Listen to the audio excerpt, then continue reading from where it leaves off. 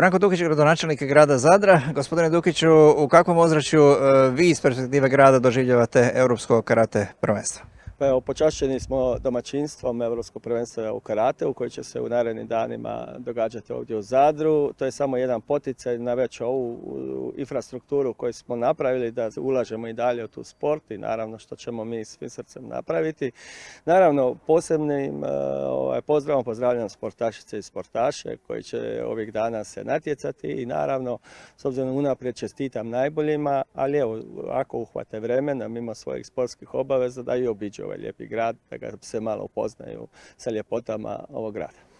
Višestruko, odnosno višednevno natjecanje, 50 zemalja, to je i promocija vašeg grada u pravom smislu riječi. Naravno, to je svi ti veliki događaji koji se pogotovo događaju, ali moramo reći da za to morate imati sportsku infrastrukturu koju dugi niz godina mi stvarno vrijedno to i marljivo radimo, zahvaljujući cijelom kompleksu Višnjika, sportskog centra. Nastavljamo i sa daljnjim ulaganjima i na taj način nam se vraća polako i ovako mogućnost održavanja ovako velebnih natjecanja i zahvaljujem naravno i svim organizatorima da su izabrali grad Zadar da bude domaćin. S obzirom na Europsko karate prvenstvo, kakav je napredak borilačkih sportova?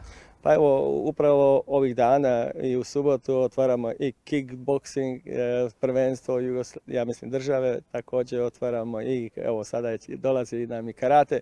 To vam samo govori u prilog koliko su mladi zainteresirani za sport, da ih maknemo naravno iz ulice i da se naravno bore sportskim duhom onako gdje ih trebaju na samom parketu, odnosno na tapetu.